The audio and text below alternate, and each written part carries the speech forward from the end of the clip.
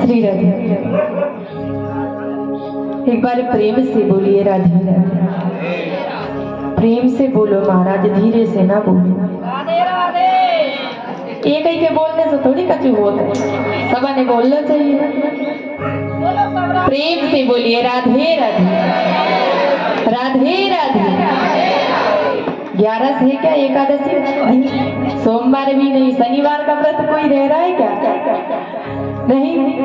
तो फिर भोजन कर लिया? इधर भी सबने किया, इधर सबने किया भोजन भर पेट। क्या बनाए थे? दाल रोटी। अब तो आला सारा हो गो दाल रोटी खा के, सोई आवाज नहीं निकल रही, अब जान पड़ी मोए असली बात का। अब भोजन करके आए हो महाराज, तो बताना तो पड़ेगा ना कितना भोजन किए, कितनी ताकत है। प्रेम से बोलिए राधे राधे राधे राधे राधे राधे श्री राधे। कल हम सभी ने कथा श्रवण की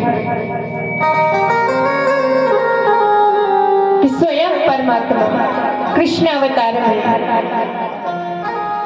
कंस के कारागृह में अवतार लेते हैं। वसुदेव जी ने प्रभु को सूप में लेकर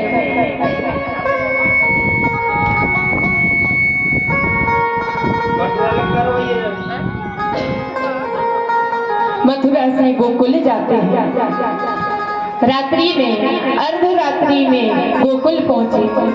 नंदरानी सोई हुई थी, एक कन्या को जन्म दिया था, तो उस कन्या को उठाया, उनके स्थान पर लाला को सुला दिया और कन्या को लेकर वहां से चले गए। अब जैसे ही महल में प्रवेश करते हैं, कारागृह के भीतर गए तो कारागृह के ताले लग गए, पैरों में बेड़ियां लग गई, हाथ में हथकड़ियां लग गई, और जो कन्या थी वो जोर जोर से वाह वाह करके रोने लगी। महाराज, इसका अर्थ क्या? इसका अर्थ यह है कि जीवन में जब भगवान होते हैं, प्रभु होते हैं, तो शांति होती है, और जब माया आ जाती है तो महाराज रोने लगती है, अशांति फैला देती है।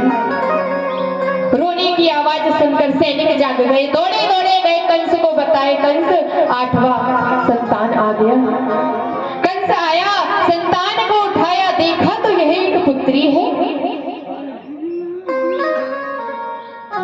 देवी हाथ जोड़कर खड़ी हो गई, भैया ये तो एक कन्या है, मेरी 6 संतान आपने मार डाली, 7वीं मुझे मिली नहीं, यह 8वीं तो कन्या है, एक कन्या भला क्या मारेगी आपको, इसे छोड़ दो, अरे तो आपकी सेवा करेगी। कंस के मन में विचार आया कि कन्या है छोड़ देता हूँ। लेकिन फिर आकाशवाणी याद आई। आकाशवाणी हुई थी कि देवकी का अष्टम गर्भ तुम्हारा काल होगा। यह नहीं कहा कि कन्या होगी या पुत्र होगा, अष्टम गर्भ। आज कंस ने उस कन्या को उठाया, 7 बार आकाश में घुमा के महाराज पत्थर में पटका, लेकिन वह कन्या तो आकाश में उड़ गई और कहती जाती है, अरे दुष्ट कंस, मुझ जैसे निरपराध बालकों की तूने हत्या की है। तेरा काल तो ब्रज में जन्म ले चुका है, तेरा काल तो ब्रज में जन्म ले चुका है। कंस देखते रह गए, कन्या आकाश में चली गई। इधर कंस बड़े चिंतित और इधर गोकुल में महाराज श्रवण करिए कैसा दृश्य है। नंद बाबा 75 बरस के है गए, नंद रानी 85 बरस की है गई, बूढ़ा बुढ़िया हो गए, लेकिन अभी तक महाराज कोई भी संतान नहीं हुई। अब नंद बाबा प्रतिदिन प्रातः काल 4 बजे जमुना जी में स्नान करें, गौशाला में बैठ के माला करे और माला में का जपे, हे प्रभु बेटा हो जाए, हे प्रभु बेटा हो जाए, हे प्रभु बेटा हो जाए। आज सवेरे सवेरे की बात, जो नंद बाबा है उनकी 2 बहन है, एक नंदा और एक सुनंदा। जब पता चला कि भाभी के लाला होने वाला है तो 6 महीने पहले से आके बैठ गई महाराज। क्यों? क्योंकि यदि लाला हो जाएगा तो भाभी के गले का 9 लाख का हार मिल जाएगा, तो 6 महीने पहले से बैठी। आज सवेरे सवेरे नंद रानी जागी नहीं तो नंदा दौड़कर गई कमरे में, जाकर द्वार खोला, चदरिया हटाकर देखी और जब लाला को देखा तो आज थाली चमची लेकर बजाती बजाती दौड़ी महाराज। अरे भैया, लाला भयो है, लाला, लाला भयो है, लाला। जैसे ही नंद बाबा ने सुना, इतने प्रसन्न भय, तुरंत दौड़ कर गए। जमुना जी में 108 डुबकियां लगाई, पीली धोती पहनी है, पीली बगलबंदी बांधी, पीला साफा डाला,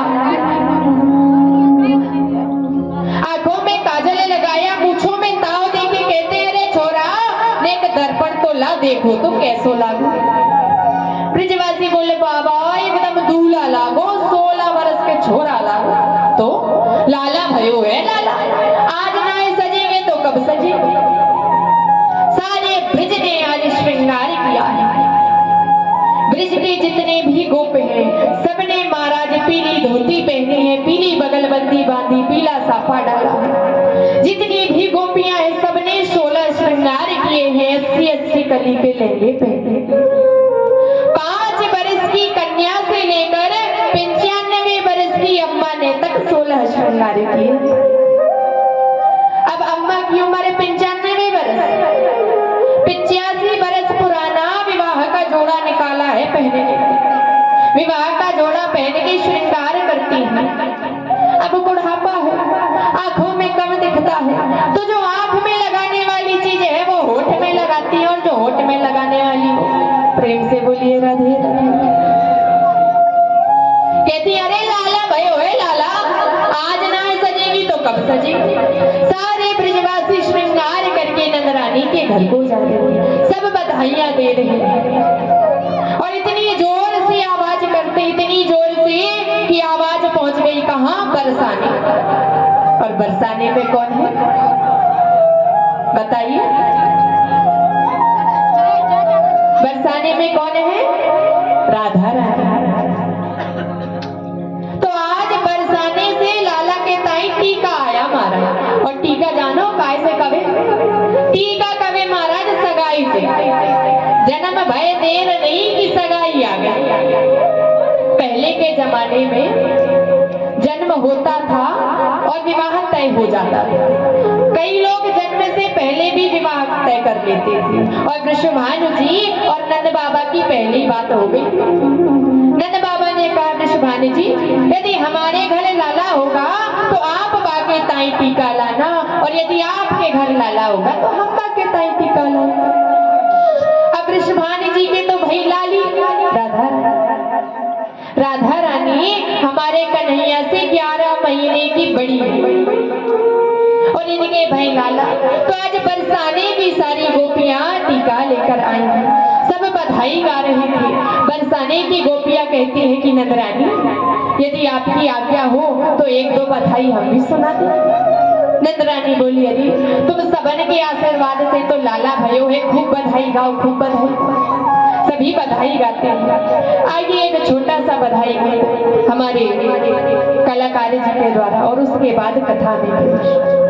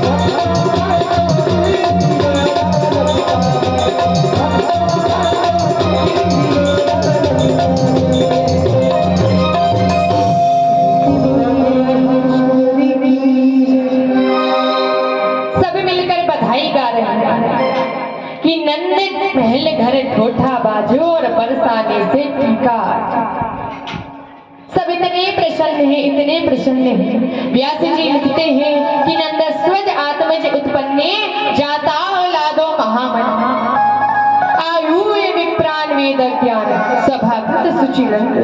इतने प्रसन्न हैं कि आज बाबा 2 लाख गौओं का दान करते हैं। 7 तिल के पहाड़ को स्वर्ण मण्डित करके उनका दान करते हैं। जो मांगता है उसे वह दान में दे रहे हैं। और गजब की बात ये कि इधर जितना दे रहे हैं उधर उससे अधिक आ रहा है।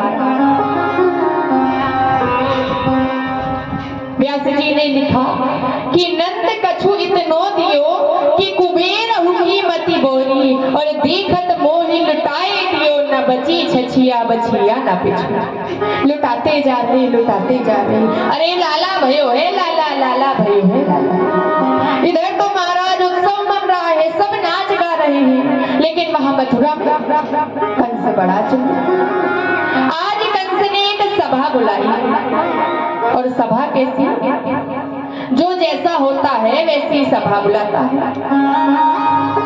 नेता नेताओं की सभा रखते हैं, किसान किसानों की सभा रखते हैं। कंस एक दुष्ट है तो आज दुष्टों की सभा रखी है, सारे दुष्ट दानव बैठे हैं महाराज सभा में।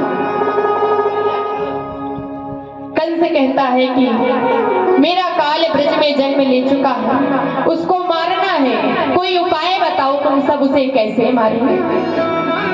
जितनी भी दैत्य बैठे थे सब कहने लगे, राजन एक काम करते हैं, हम सब ब्रज में जाते हैं, पूरे ब्रज में घूमेंगे, 8 दिन के भीतर जितने भी बालकों ने संतान ने जन्म लिया है उन सबको मार देंगे, तो जो आपका काल होगा वो भी मर जाएगा। कंस ने कहा वो तो ठीक है, लेकिन तुम जाओगे कैसे, तुम तो राक्षस हो, इतना बड़ा विकराल स्वरूप है, बड़े बड़े दांत, बड़े बड़े नाखून, बड़े बड़े बाल, तुम्हें तो दूर से आते देख लोग अपने द्वार बंद कर लेंगे, तुम कैसे जाओगे। उसी सभा में बैठी थी कौन, पूतना खड़ी हो गई, राजन मैं जाऊंगी। पूतना तुम कैसे जाओगी, इतनी भयानक तो तुम दिखती हो, इतनी मोटी काली काली महाराज, बड़े बड़े दांत, रीछों जैसे बाल, बड़े बड़े नाखून। पूतना तुम्हें तो दूर से ही देख के सब द्वार बंद कर लेंगे। पूतना बोली, राजन मैं एक स्त्री हूँ, और स्त्रियों के पास एक सबसे बड़ी आड़ होती है, किसकी, घूंघट की। अब कथा ही मैं देख, भैया लोगों को सोना हो, नींद आए तो बेचारे कुछ नहीं कर सकते, आंख बंद करेंगे तो कहीं पड़ोसी देख ले, कहीं ब्याज जी देख ले, लेकिन माताओं को कोई टेंशन नहीं, जहां आई नींद यो काला 1.5 हाथ का घूंघट। प्रेम से बोलिए राधे राधे। ये घूंघट महाराज हमारी हिंदू सभ्यता में नहीं है, ये मुसलमानों में चलता है बुर्खा।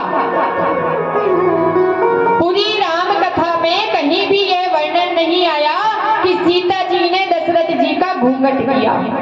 हमारे यहाँ तो सर्वोपरि है महाराज मर्यादा, और फिर वो घूंघट किस काम का, कि घूंघट तो महाराज काढ़े 1.5 हाथ का, और घूंघट के भीतर से ससुर को गाली दे, तेरे मुंड पे हड़िया फूल।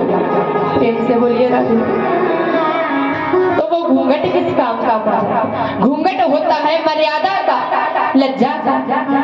पूतना कहती, राजन मैं स्त्री हूँ, घूंघट डाल कर जाऊंगी, काली हूँ तो पाउडर लगा लूंगी तो गोरी हो जाऊंगी, स्तनों में विष लगा कर जाऊंगी, बालक को दुग्ध पान कराऊंगी, बालक विष का पान करेगा और मर जाएगा। कंस ने कहा ठीक है तो जाओ।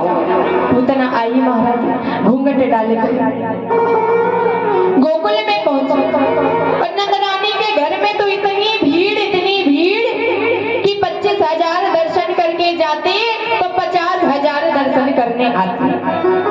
अब इस भीड़ में कौन किसको पहचाने। पूतना आ गई भीतर, पालने में लाला लेटे हुए, मैया यशोदा खड़ी है, बगल में आके पूतना खड़ी हुई। मैया ने पूछा कौन हो सखी, क्या नाम है तुम्हारा, कहाँ से आई। पूतना कहती अरे नाम का बताऊं, मैंने सुनो कि नंदरानी के लाला भयो है तो दर्शन कर बेता ही आ गई। अच्छा दर्शन करे, आशीर्वाद देने आई हूँ। आशीर्वाद, अरे खूब आशीर्वाद दो, तुम सबन के आशीर्वाद से ही तो लाला भयो। और नंदरानी भीतर चली गई। अब पालने में लाला और प्रभु के सामने खड़ी पूतना। आज पूतना ने घूंघट खोला और प्रभु को देखा। प्रभु ने पूतना को देखा और देखते ही अपने नेत्र बंद कर दिए।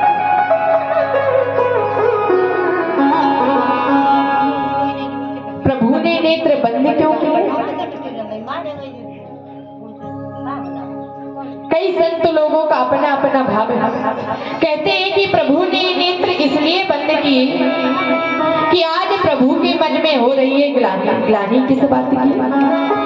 ग्लानि इस बात की कि भगवान के जितने भी अवतार हैं उसमें सर्वश्रेष्ठ 2 हैं, एक रामावतार और दूसरा कृष्णावतार। और दोनों ही अवतारों में सर्वप्रथम सर्वप्रथम एक स्त्री का वध करना पड़ा। इस बात की ग्लानि हुई। रामावतार में ताड़का को मारा और कृष्णावतार में पूतना को, तो आज नेत्र बंद करेंगे। कई संत कहते हैं कि प्रभु ने नेत्र इसलिए बंद किए कि आज प्रभु ने नेत्र बंद करके भगवान भूतेश्वर भोलेनाथ को पुकारा है, बाबा हम तो जहाँ मीठा मीठा माखन मिश्री खाने आए, अब माखन मिश्री तो मिलो ना है, विष पहले मिल गओ और जब विष को पान हम पे तो होगो नहीं, तो आप आओ मेरे कंठ में विराजित हो जाओ, दुग्ध का पान हम करेंगे और विष का पान आप करेंगे। पूतना ने प्रभु को गोद में उठाया, अपने स्तन से लगाया, स्तन पान कराने लगी। प्रभु ने पहले तो उसके दुग्ध का पान किया और दुग्ध का पान करते करते आज प्रभु उसके प्राणों का पान करने। जब शरीर से प्राण निकलने लगे, पूतना तड़पती है, चिल्लाती है, लाला छोड़, लाला छोड़, लाला छोड़। लाला कहते मैया हमको तो पकड़ वो ही आवे, छोड़ वो न आवे। शरीर से प्राण निकले, पूतना धड़ाम से धरती पर प्राणांत हुआ और इतनी बड़ी भई भागवत जी में लिखा है कि पूतना जब मरी तो इतनी बड़ी भई कि बाको मूड गिरो मुंडसान में जाकर, पैर गिरो पैगाम में जाकर, हाथ गिरो हाथरस में जाकर और कान गिरो कानपुर में जाकर, इतनी बड़ी। जब पूतना मरी तो 6 कोस की भई 18 किलोमीटर गोकुल के सारे बाग बगीचे पूतना के नीचे दब गए। जैसे ही ब्रजवासियों ने देखा, नंदरानी दौड़ी दौड़ी गई, पूतना लेटी है, उसके वक्षस्थल पर प्रभु बैठे, प्रभु को गोद में उठा लिया। सारे ब्रजवासी पूतना को लेकर गए जमुना किनारे। उसके शरीर में जब आग लगाई तो उसके शरीर से महाराज सुगंध निकली, चंदन जैसी सुगंध। राजा परीक्षित प्रश्न करते हैं, बाबा पूतना के शरीर से सुगंध क्यों निकली? अरे ये तो राक्षसी थी, पापिनी थी, भगवान को मारने आई थी, इसके शरीर से तो दुर्गंध निकलनी थी, ये सुगंध क्यों निकली? सुखदेव जी कहते हैं, राजा भले ही पूतना प्रभु को मारने आई, लेकिन कार्य तो उसने एक माँ का किया, प्रभु को अपना स्तनपान कराया, और जो भगवान को अपना स्तनपान कराए क्या वो राक्षसी हो सकती? पूतना कौन है? कल आपने कथा श्रवण की थी कि राजा बलि के दर पर वामन देव भिक्षा मांगने गए थे, सुनी थी? किस किस ने सुनी? किस किस को याद है? हाथ उठाओ। भूल गए? सही है महाराज, भगवान ने 2 कान दिए हैं, पूरा पूरा उपयोग करना चाहिए। एक से सुनो और दूसरे से प्रेम से बोलिए राधे। कल जब वामन देव राजा बलि के दर पर भिक्षा मांगने गए तो बलि की पुत्री है रत्नावली, द्वार पर खड़ी प्रभु को निहार रही, एक मातृत्व भाव से निहार रही है। अरे कितना सुंदर बालक है, कितना सुंदर है, काश ऐसा पुत्र हमारा होता और हम उसे अपना दुग्ध पान कराते। और भाव की तो बात है महाराज, भगवान कहते हैं कि भाव का भूखा हूँ मैं, भाव ही एक सार है, जो भाव से भजता है मुझे तो भव से बेड़ा। भाव बिन तू कुछ भी देवे मैं कभी लेता नहीं, भाव बिन तू कुछ भी देवे मैं कभी लेता नहीं, और भाव से एक फूल भी देवे तो वो मुझे स्वीकार है, तो वो मुझे स्वीकार। पूतना का भाव सच्चा था। प्रभु मन में कहते हैं, देवी अब तो हम बड़े हो गए, अब तो हम पे दुग्ध पान होगो नहीं, लेकिन अब जब हम अवतार लेंगे तो सर्वप्रथम तुम्हारा दुग्ध पान करेंगे। और आज प्रभु ने पूतना की रत्नावली की उस इच्छा को पूर्ण किया। पूतना लोक बागिनी राक्षसी रुधिराशि, इतनी बड़ी राक्षसी को भी भगवान ने माँ की गति प्रदान की। क्यों? क्योंकि उनका नाम है महाराज अहो वगीयम स्तन काल कूटम जिंगाशया पाये दापे साथी लेबे गतिम धातृचिता ततोन्यम कम वादयालुम शरणम। इनसे बड़ा दयालु कौन होगा जो पूतना को भी माँ की गति प्रदान करते हैं। प्रभु जब 6 महीने के भय तो शक्टासुर आया, प्रभु ने उसका भी उद्धार किया। एक और दैत्य आया, नाम है तृणावर्त। तृणावर्त कहते भगूड़े को। गर्मियों के समय एक भगूड़ा धूल का उठता है, उसे कहते हैं तृणावर्त। तृणावर्त आया, भगूड़े का रूप धारण करके प्रभु को उड़ाकर पीठ में बैठाकर आकाश में ले गया। सोचा कि आकाश में ले जाके फेंक दूंगा, बालक मर जाएगा। आकाश में लेकर गए। आज प्रभु भी लीला करते हैं, अपने वजन को बढ़ाने लगे। इतने भारी भय कि तृणावर्त विचार करता है, अरे इतना वजन तो बालक में होता नहीं, पीछे देखूं कोई पत्थर तो नहीं ले आया। प्रभु कहते हैं लो कर लो बात। मेरे भक्त पत्थर में भी मेरा दर्शन करते हैं और तू मुझ में पत्थर का दर्शन करता है। आज प्रभु ने स्वयं को इतना भारी किया कि तृणावर्त धड़ाम से धरती पर गिरा और उसका प्राणांत हो गया। प्रेम से बोलिए भक्त वत्सल भगवान की जय। यूं तो भगवान जितने भी अवतार लेते हैं उनका दर्शन करने भोलेनाथ अवश्य आते हैं, और लाला का दर्शन करने भी आज भोलेनाथ आए, वेश बदल कर आए हैं, स्वामी शंकराचार्य बनकर आए हैं। लेकिन एक बात कही, भोलेनाथ चाहे जितना वेश बदलने मारा, अपने गढ़ को नहीं छोड़। गले में नाग है, कान में बिच्छू है, नाक में कातर है, और आज आ गए हैं महाराज गोकुल। नंदरानी के द्वार पर अलग जगाया, अलग निरंजन। नंदरानी ने द्वार खोला। अब जैसे ही द्वार खोले, बाबा को देख के महाराज डर गए। अब काऊ के गले में इतना बड़ो नाग लहराए तो महाराज डर लगे वो कि नहीं लगे। तो मैया डर के पीछे दौड़ी भीतर गई। एक थाल में सीधा सामग्री, एक थाल में रत्न लेकर सामने आ गई। लो बाबा दान लो और जाओ।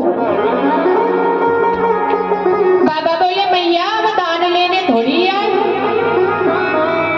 हम कैलाश से आए हैं। हमारे गुरुजी ने कहा कि नंदरानी के लाला भयो है, जाओ बा को आशीर्वाद दे आओ, बा को दर्शन करे आओ। सो हम दर्शन करवे ताई आए हैं, लाला का दर्शन करा दे।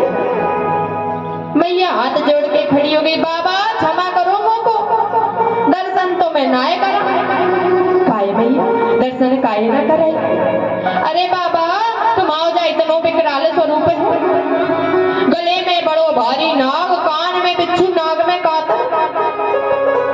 प्रभु मेरा लाला तो चित्र में भी सांपन को देखे तो डर जाए, और जैसा जुगर के सांप से तो बड़े डर पे वो, मैं तो ना लाऊं। भोलेनाथ बोले अरे मैया तू चिंता न करे, तेरो लाला नाय डर पे गो, तू तो ले आ तेरो लाला के दर्शन करा दे। मैया बोली ना बाबा हम दर्शन नाय करेंगे। मैया कैसी बात करे, तेरे द्वारे पे जोगी आया है और तेरे द्वार से खाली हाथ जाएगा शोभा देता। मैया बोली बाबा खाली हाथ जावे को कौन कह रहा? अरे आओ भोजन प्रसादी पाओ, दान दक्षिणा लो फिर जाओ। बाबा बोले मैया भोजन दान नहीं चाहिए, हमको तो लाला का दर्शन चाहिए। मैया बोली बाबा क्षमा करो, दर्शन तो ना करा सके, तुम्हारे जब सांप से मेरो लाला डर जाएगो। तो आज बाबा के मुख से निकल गया मैया तुझे सांप की का बात करे, या तो एक फन को सांप है, तेरो लाला तो 101 फन के सांप पर नाच करवे वालो है, जब सांप से का डर पे। मैया बोली बाबा जी झूठी मूठी बातें मुंह को न बताओ, तुम तो पधारो। बाबा बोले मैया तो तू दर्शन नहीं कराएगी ना? बाबा नहीं कर। तो मैया हम एक जोगी हैं और तूने अभी तक जोगी की हटनाएं देखी, बैठ जाएंगे तेरे द्वार पर धुनी रमा। मैया बोली तो बाबा बैठ जाओ धुनी रमा। मैया 24 घंटे की धुनी रमा कर बैठ जाएंगे। मैया बोली बाबा मैं 48 घंटे तक लाला को बाहर नहीं निकालू। मैया 7 दिन की धुनी रमा कर बैठ जाएंगे। बाबा मैं 14 दिन तक लाला को बाहर नहीं निकालूं। मैया हम जीवन भर की धुनी रमा कर बैठ जाएंगे।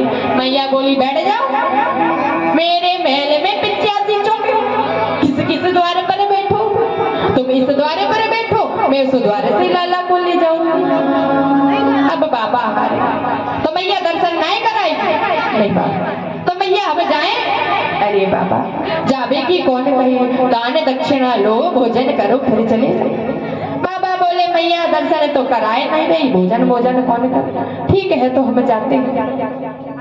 बोले बाबा उदास होकर महाराज जाने लगे।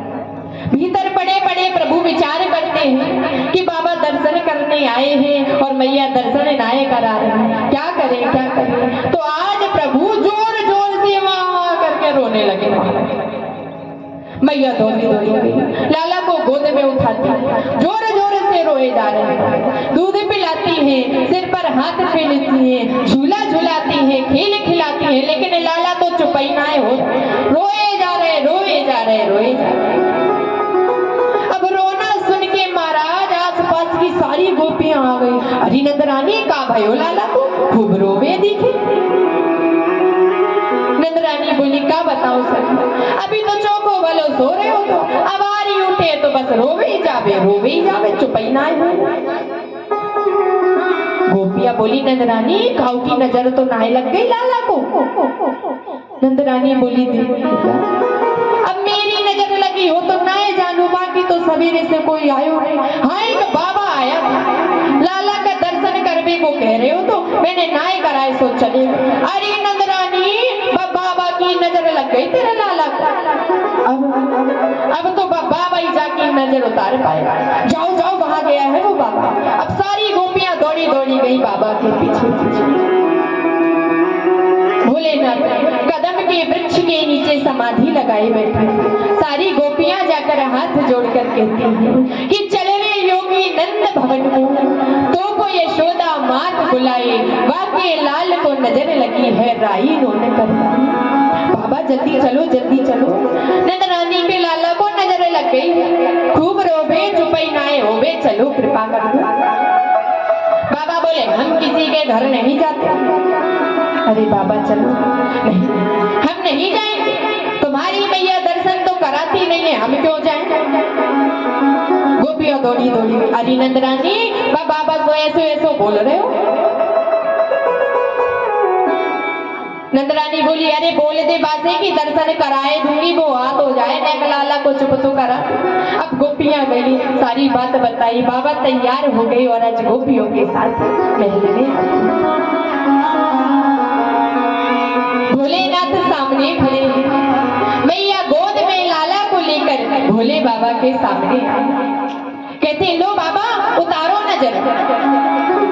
भोलेनाथ हाथ बढ़ाते, ला मैया लाला को गोद में तो। जैसे ही भोलेनाथ ने हाथ आगे किया, मैया ने लाला को आगे किया, कोई नाग देवता आगे आ गए पैर पकड़े, तो मैया फिर बाबा तुम जब एक काम करो, तुम्हारे जब सांपन से बात करोगे जितना तक पीछे हो जाए। भोलेनाथ कहते हैं नागराज क्यों परेशान करते हो, बड़ी मुश्किल से तो दर्शन करने मिला, हमें करने दो फिर आपको भी करा दे। आज नाग देवता पीछे हो गए। मैया ने लाला को बाबा की गोद में दिया। अब जैसे ही भोलेनाथ की गोद में गए, प्रभु बिल्कुल चुप चुप चुप चुप बिल्कुल। मैया बड़ी प्रसन्न, अरे लाला चुप है गयो। फट्टे से महाराज लाला को अपनी गोद में दिया। अब मैया की गोद में गए तो फिर बाबा करके रोने लगे। अब बाबा की गोद में जाए तो चुप और मैया की गोद में जाए तो रोने लगे। मैया बड़ी परेशान, बाबा एक काम करो ना, कछु ऐसो कर दो कि जब लाला मेरी गोद में आए जब भी हंसे रोवे ना। बाबा बोले मैया ये तो तभी संभव होगा जब तुम एक प्रतिज्ञा। बोले कैसी प्रतिज्ञा? प्रतिज्ञा ये कि तुम अपने घर में भोलेनाथ का एक छोटा सा मंदिर बनवाओ और उस मंदिर को ऐसे स्थान पर बनाओ कि जब लाला को स्नान कराओ तो लाला का जल उनके ऊपर से होकर जाए। मैया ने संकल्प ले लिया। प्रभु शांत हो गए। प्रभु का दर्शन करके भोलेनाथ अपने धाम को। अब प्रभु इधर जाने लगे तो सारे भवन में ब्रज में वासो कीजिए, और जब जब मेरो लाला रोवे तब तब दर्शन दीजिए। एक काम करो, तुम तो यहीं ब्रज में रुक जाओ, और जब जब लाला रोए ना तब तब आके जाके नजर उतार दे। भोले बाबा कहते मैया अब इसकी आवश्यकता नहीं पड़ेगी। क्यों? क्योंकि उनको तो दर्शन करने थे, सो हो दर्शन करके इधर जाते हैं। और अब हमारे प्रभु साल भर के हुए, और शास्त्र कहता है कि साल भर के अंदर बालक का नामकरण हो जाना चाहिए, लेकिन हमारे लाला का तो नामकरण ही ना है भाई। सब अपने प्रेम से कछु ना कछु कह कह के पुकारती है, नाम तो रखो ही ना। आज वसुदेव जी ने गर्गाचार्य जी को बुलाया और उनसे कहते हैं कि आप जाओ और हमारे दोनों पुत्रों का नामकरण करो। वसुदेव जी की आज्ञा पाकर गर्गाचार्य जी गोकुल में आते हैं।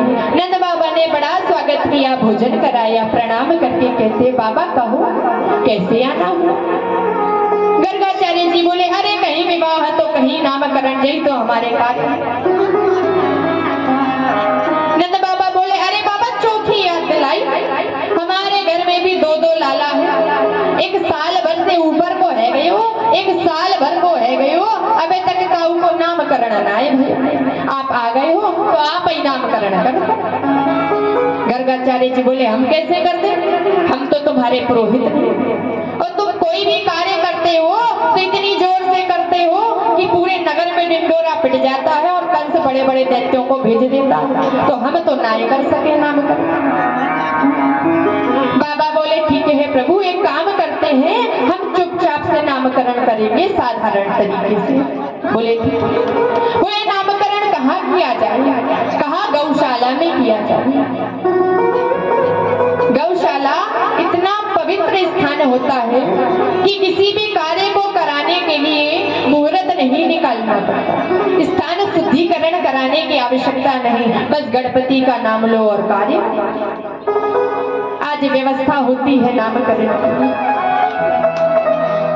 अब दोनों मैया बातें करती हैं। नंदरानी कहती है रोहिणी जी से, जी मैंने जब बाबा को बड़ो नाम सुनो, जब बाबा को बड़ो नाम है, जाको खूब जलसल है, जब खूब जाने अंतर्जामी है जब बाबा। रोहिणी जी बोली अच्छा तो चलो आज जाके परीक्षा लेते हैं। बोले ठीक है। तो आज बाबा की परीक्षा लेने के लिए दोनों मैया ने अपने लाला की अदला बदली कर ली। नंदरानी ने अपनी गोद में ले लिया रोहिणी जी के पुत्र को, और रोहिणी जी ने अपनी गोद में ले लिया नंदरानी के पुत्र को। बाबा के समक्ष गर्गाचार्य जी बैठे, सामने दोनों मैया बैठी, और आज गर्गाचार्य जी ने जो भगवान श्री कृष्ण को देखा, बलराम जी को देखा, देखते ही रह गए, देखते ही रह गए, और महाराज उनकी समाधि लग गई। समाधि दो प्रकार की होती है, एक ध्यान समाधि और दूसरी त्राटक समाधि। ध्यान समाधि वो जिसमें नेत्र बंद हो, मुख बंद हो और श्वास चलते हो, और त्राटक समाधि वो जिसपे नेत्र खुले के खुले, मुख खुला का खुला हो और श्वास बंद हो जाए। अब काऊ की आंखें खुली की खुली रह जाए, मुंह खुला का खुला रह जाए और श्वास रुक जाए, तो क्या समझोगे बताओ? क्या समझोगे? चलो बस जो आपने सोची भाई मैया ने सोचे, मैया विचार करे जी जब बाबा तो हिला ही ना रहो। जी बोले नंदरानी मुंह को तो लगे जा बाबा तो पधार गए। अरे बाबा पधार नहीं थी तो कितना और जाके पधारते, हमारे घर में कलंक लगा। अब आंख के आगे हाथ फिर हिलाए, बाबा हिले, समाधि लग गई। आज दोनों मैया ने बाबा को दोनों ओर से पकड़ के जोर से लिया, बाबा उठो उठो। हाँ दीदी हाँ बोलो भैया क्या बोल रही हो? अरे बाबा नाम तो धर दो। अरे मैया नाम ही तो सोच रहा तो। अच्छा तो क्या नाम सोचा है आपने? गर्गाचार्य जी माताओं की चालाकी को समझ गए, नंदरानी की ओर इशारा करके कहते हैं देवी जो आपकी गोद में है ना ये आपका पुत्र नहीं, अयम ही रोहिणी पुत्र, ये रोहिणी जी का पुत्र। अयम ही रोहिणी पुत्रो रमेन सुअद्रो गुणे आख्यते राम इति बलाधिक्यात बलम विदम। ये आपकी गोद में रोहिणी जी का पुत्र है। इसका नाम है राम, लेकिन बल की अधिकता के कारण इसे बोलेंगे बलराम। प्रेम से बोलिए बलराम भैया की। रोहिणी जी की ओर इशारा करके कहते हैं मैया आपकी गोद में जो है ये नंदरानी का पुत्र है। दोनों माताएं अपने शीश को झुकाती हैं, अपने गले का हार उतार कर उनके चरणों में रख देती हैं। प्रभु की ओर इशारा करके कहते हैं मैया कितने नाम बताऊं इसके। आसन वर्णा श्रेयो हास्य ग्रहतो अनुयुगम शुक्लो रक्त स्थापिताम इदानीम कृष्णताम। इसके तो बहुत से नाम हैं। कोई इसको मुरलीधर कहेगा, कोई बिहारी कहेगा, कोई कन्हैया कहेगा, कोई गोपाल कहेगा, कोई गोविंद कहेगा। मैया बोली अरे अरे बाबा बस करो, इतने नाम तो हम भूल ही जाए, तुम तो एक चोखो सा नाम बताओ। बाबा बोले ठीक है मैया, तो एक चोखा सा नाम रखता हूँ, इसका मैं कृष्ण, कर्षयति इति कृष्ण, जो अपनी ओर आकर्षित करे वो कृष्ण। प्रभु का नामकरण हो गया, दोनों भैया का नामकरण हो गया। मैया दोनों लाला को लेकर भीतर आई। अब दोनों बातें करती हैं। नंदरानी बोली जी जी जब बाबा ने कैसे कैसे नाम रख दे हमें तो बोल वो ही नहीं आए। अजय कृष्ण बोलने में हमारी जीव ही ना आए। जी जी मैंने तो एक बढ़िया से नाम सोच रखे। ये स्वभाव है मैया का। बालक का चाहे जितना सुंदर नाम रख दो, मैया तो एक प्रेम का छोटा सा नाम पुकारती और होना भी चाहिए मारा। अब छोटी सी बच्ची, अब आए तुम कहो गुड़िया गुड़िया गुड़िया, अब गुड़िया जब गुड़िया हो जाए और बात कहो गुड़िया गुड़िया तो कैसा लगे मारा। तो प्रेम का नाम होना चाहिए। और नाम में क्या है महाराज, वो तो बोले नहीं थे। एक बार एक आदमी का नाम था महाराज ठंडन गोपाल। अब जाको नाम है तो ठंडन गोपाल, तो जाके बीवी जाके बड़ी परेशान, बाय बड़ो बुरे लगे। कोई कहा ठन ठन की लुगाई यार, ठन ठन की लुगाई यार जाए बड़ो बुरे लगे। तो एक दिन महाराज अपने पति से कहने लगी तुम अपना नाम बदलो नहीं तो मैं घर छोड़ के चली जाऊं। पति बोला रही आधा जीवन तो निकल गया, अब का नाम बदलो। पत्नी बोली ठीक है तो हम चले, अब तुम अकेले रहो अपने नाम के साथ। तो पत्नी चल पड़ी।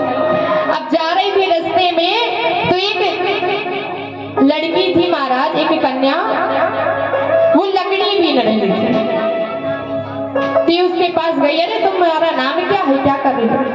बोली मेरा नाम लक्ष्मी है, मैं लकड़ी बीन रही। थोड़ी आगे गई तो एक आदमी भूसा ढो रहा था। उससे पूछा भैया तुम्हारा नाम क्या है? बोला मेरा नाम है धनपाल। थोड़ा आगे गई तो एक क्या बोलते हैं उसको, जब मर जाते हैं तो लेकर जाते हैं, वो निकल रही थी शव यात्रा। शव यात्रा निकल रही थी तो पूछने लगा भैया कौन है? बोले अमर सिंह थे, मर गए। वापस आई घर पे, पति ने कहा क्या हुआ, तुम तो चली गई थी। तो कहने लगी भैया लकड़ी ढोवे लक्ष्मी, लकड़ी ढोवे लक्ष्मी, भुज ढोवे धनपाल, अमर सिंह ठहरे मर गए तो भरे मेरे ठन ठन पाल। प्रेम से बोलिए राधे राधे। तो नाम तो महाराज काम चलाने के लिए रहता है। नंदरानी बोली जी जी जब कृष्ण कृष्ण में तुम्हारी जीव ही ना पलटे तो मैंने तो चोखे से नाम जो सोच रखे। बोले क्या? बोली एक को कनुआ और एक को बलुआ। प्रेम से बोलिए राधे। दोनों भैया का नामकरण हो गया। प्रभु घुटमुन चलते हैं और आज घुटमुन चलकर क्या करते हैं कि नंद बाबा जमुना जी से नहा के पूजा घर में जा रहे, सो लाला भी पीछे पीछे घुटमुन चल के भीतर जाने लगे। बाबा ने रोकी, लाला रुक, ये जे का घर है और जे के घर में बिना नहाए भीतर नहाए जावे, तू बाहर। अब भीतर जावे की अनुमति तो मिली नहीं, सो द्वार पे बैठ गए। द्वार पे बैठे बैठे देखते हैं कि आज बाबा शालीग्राम जी का पूजन करते हैं। छोटे से शालीग्राम जी को दूध दही मधु शर्करा घृत से स्नान कराते हैं। अब भीतर का स्नान देख देख बाहर बैठे लाला मन में विचार करें कि जब शालीग्राम जी प्रतिदिन दूध दही दही मधु शर्करा से स्नान करें जे तो बड़े मीठे हैं गए ने चाख के दी, लेकिन कैसे चाहे बाबा तो भीतर जावे ही ना दे। तो पूजन करके जब बाबा माला करने बैठे तो नेत्र बंद किए और मुख में कपड़ा डाल लिया। अब नेत्र बंद करके माला कर रहे थे, सुई पीछे से छोटे से पंडित जी भीतर घुसे आए। शालिग्राम जी के आगे बैठ गए, शालिग्राम जी को उठाया और गप से मुंह में कपोरने लगे महाराज।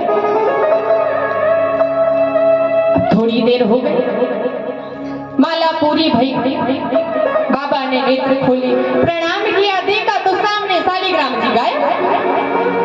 अब आगे देखे तो पीछे देखे तो अगल में देखे तो नहीं, बगल में देखे तो जहां महाराज विराजते हैं छोटे पंडित। अरे लाला तू भीतर काहे को आयो?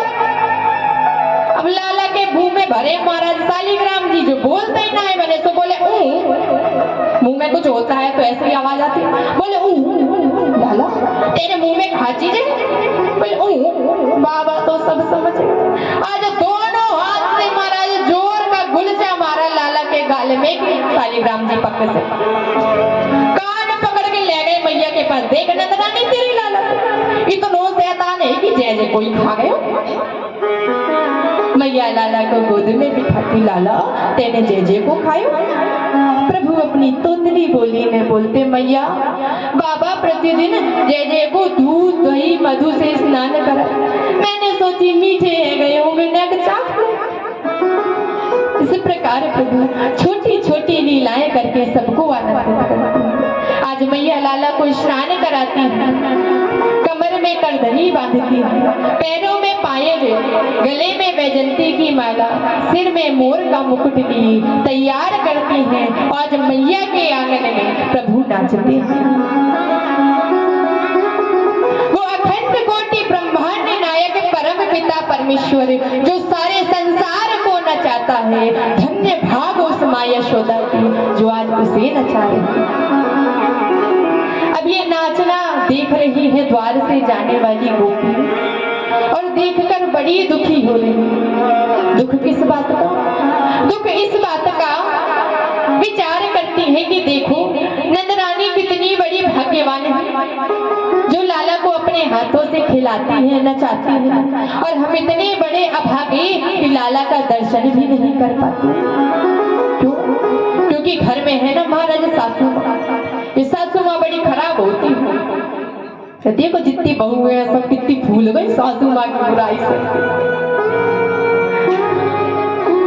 सास कौन महाराज? सास किसको कहते हैं? कहते हैं कि जो सांस भी ना लेने दे वो होती है सास। प्रेम से बोलिए राधे। अब बहुओं की तो मजे हो गए। अब बहू की भी सुन लो, बहू किसको कहते हैं?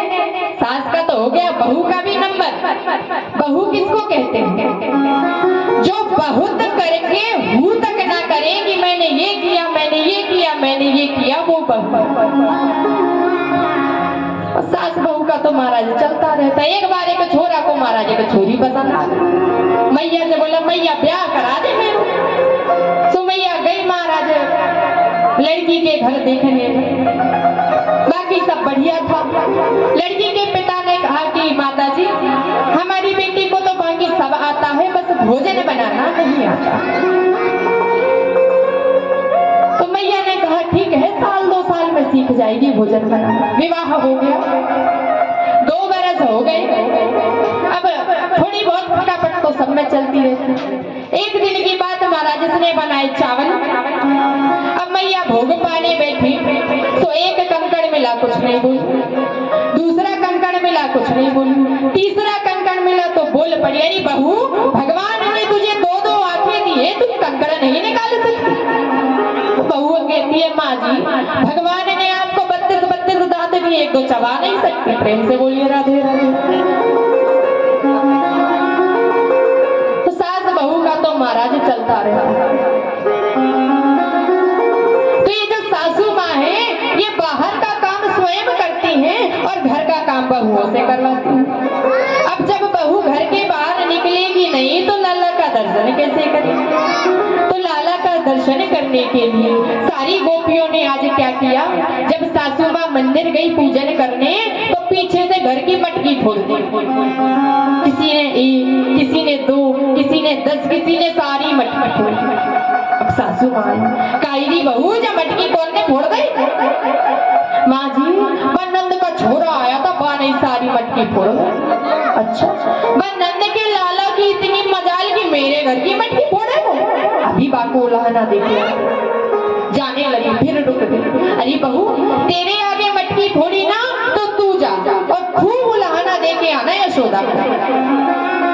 अब बहुए तो यही चाहती थी, मन में 10-10 लड्डू फूटे। सारी गोपियां तैयार हो गई और नंदरानी के महल को जाने। नंदरानी ने जब देखा कि हजारों गोपियां आ रही तो कैलेंडर देखने लगी, कहीं का व्रत, कोई एकादशी, कोई पूजन तो नहीं है कि कथा सुनवे आ रहे। गोपियां आई, नंदरानी बुलाओ तुम्हारे लाला को, कहाँ है तुम्हारा लाला? लाला पीछे से आया। अब इतनी भीड़ को देखकर घबरा गए और मैया के पल्लू के पीछे छिप गए। सुखदेव जी वर्णन करते हैं कि वो अखंड कोटि ब्रह्मांड नायक परम पिता परमेश्वर जिसने स्वयं भय को बनाया, आज भय से भयभीत होकर माता के पल्लू के पीछे छिप रहा है। क्यों? प्रेम के वशीभूत होकर। गोपियां कहती है नंदरानी तुम्हारे लाला को क्या बताएं, चोर है जा, चोर चोरी करे। नंदरानी बोली मेरो लाला चोर? हाँ चोर। काय की चोरी करनी मेरे लाला ने? अरे नंदरानी तुम्हारा लाला माखन चुरावे, माखन। नंदरानी बोली लो कर लो। अरे मेरे छोटे से लाला को छोटो सो पे नेक गड़ो माखन खा ले तो का बिगड़ गो तुम।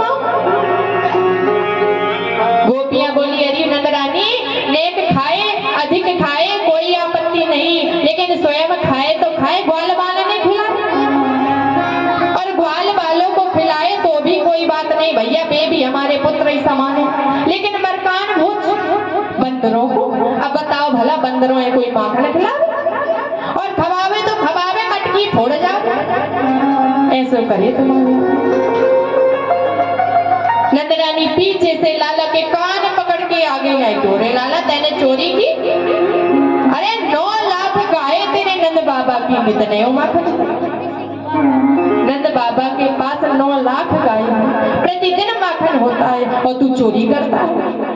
लाला तो तिलिया वालू मैया मैंने चोरी ना करी, जब गोपियां तो मुंह को बदनाम करे कि मेरो ब्याह ना होए मैं बदनाम हो जाऊं। इस प्रकार गोपियों की इच्छा पूर्ति के लिए प्रभु ने माखन चोरी की लीला।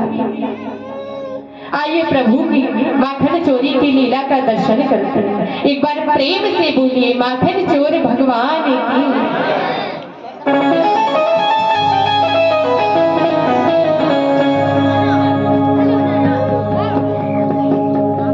माइक चालू कर दीजिए।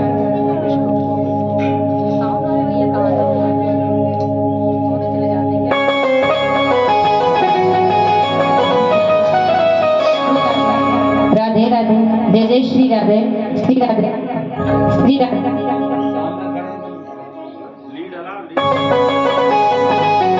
श्री राधे, राधे राधे, जय जय श्री राधे, श्री राधे, राधे राधे,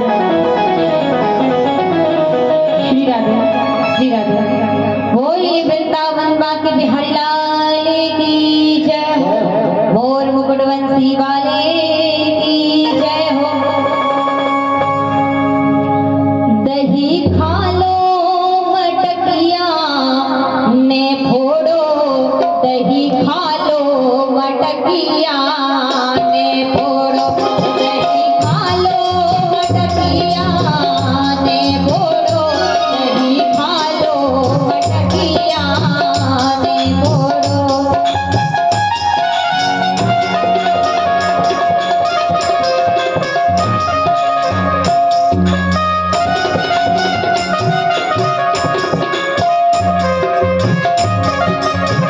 श्री राधे।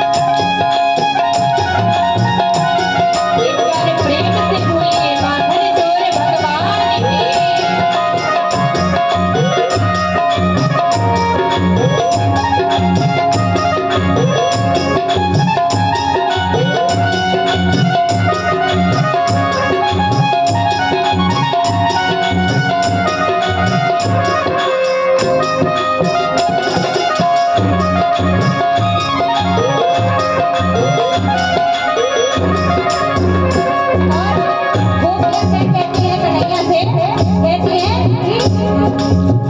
झीका झपेटी काहे करते हो, झीका झपेटी काहे करते हो गोरी पैया पकड़ के झक झोरियो गोरी पैया पकड़ के झोरे कालो बटिया है बोले नहीं कालो बटिया है बोले नहीं कालो बटिया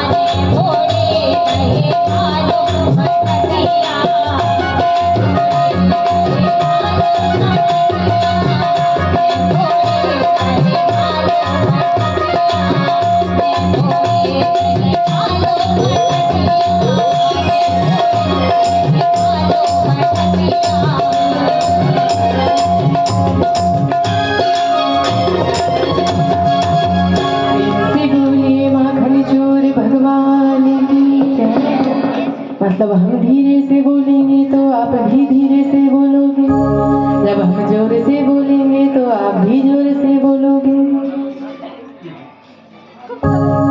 प्रेम से बोलिए राधे राधे।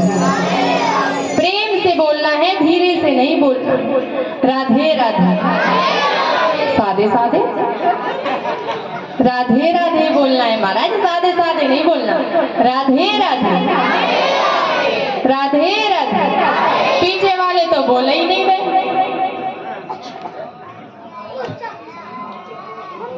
बोलिए ना राधे राधे। चलो आज कल वाला कंपटीशन करें।